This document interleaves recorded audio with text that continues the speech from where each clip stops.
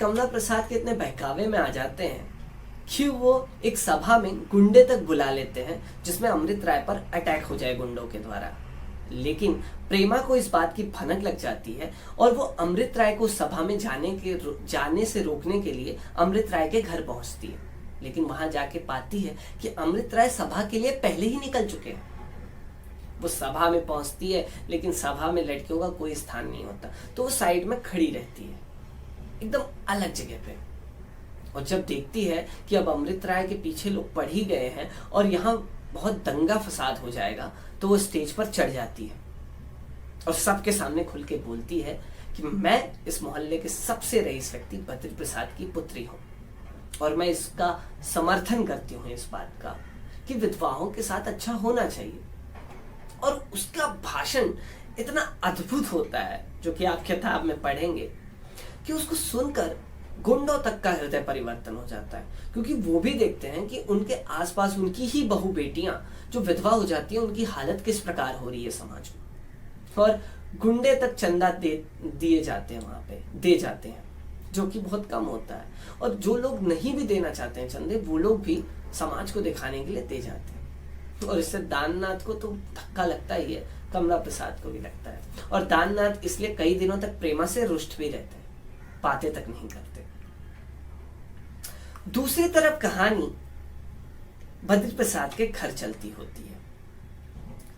कमला प्रसाद जो काफी दिन से सोचता है कि वो किसी प्रकार पूर्णा से बात करे, उसकी कुछ बात आगे बढ़े, लेकिन उसको ऐसा अवसर नहीं मिलता क्योंकि सुमित्रा हमेशा पूर्णा के साथ बैठी रहती है, दिन रात वो उसी के साथ रहती है। इस पर कमला प्रसाद सोचते हैं कि चलो कुछ और बहाने से वो पूर्णा से बातें करने का उन्हें मौका मिले, तो वो बाजार से 2 साड़ियां खरीद के लाते हैं, जिसमें एक सुमित्रा के लिए लेके जाते हैं, दूसरा पूर्णा के लिए।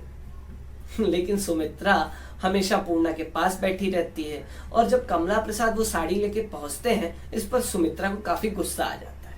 वो कहती है, आज तक तुम मेरे लिए 2 रुपए का भी सामान नहीं लाए और आज ये साड़ी कहां से ले आए। और वो साड़ी उठाकर फेंक देती है। इस पर वो पूर्णा से उसकी राय जानना चाहते हैं, तो पूर्णा अब किसका विरोध करे।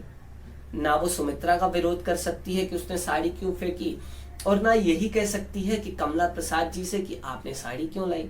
तो वो बहाना मार देती है कि अब मैं तो विधवा हूं, मेरे जीवन में ये रंगों का क्या लाभ है, तो मुझे नहीं चाहिए ये साड़ियां। कमला प्रसाद सुमित्रा से इस बात से, इस घटना से काफी रुष्ट हो जाते हैं और वो कमरे के नीचे मकान में अलग रहने लगते हैं और काफी दिनों तक सुमित्रा के पास नहीं जाते। इससे पूर्णा को काफी दुख होता है। वो सोचती है शायद उसी के कारण ये घटना हुई है और वो सुमित्रा को समझाती है कि वो जाके कमला प्रसाद को मनाए कि वो वापस सब नॉर्मल से रहने लगे। लेकिन सुमित्रा भी अपनी जिद पर अड़ी रहती है। उसका स्वभाव ऐसा रहता है कि भाई मैं क्यों छुपूं इस बात से। तो वो कहती है, मैं नहीं मनाना चाहूंगी। एक रात की घटना होती है जब सुमित्रा कमला प्रसाद के नीचे वाले मकान में जाती है और उन्हें मनाकर वापस ऊपर ले आना चाहती है, लेकिन किसी संकोचवश वो दरवाजे से ही लौट जाती है। ये बात पूर्णा भी अपने कमरे से देखती है और वो सोचती है कि अब इन दोनों को मिलाने के लिए मुझे ही जाना पड़ेगा। और वो कहती है कि मैं जाऊंगी और नीचे कमरे के बाहर से ही उन्हें ये कहूंगी कि सुमित्रा दीदी बीमार है और चल के देखिए। इसी बहाने कमला प्रसाद कमरे में आ जाएंगे और दोनों की दूरियां शायद मिट जाएं। और वो पूर्णा जाती भी है।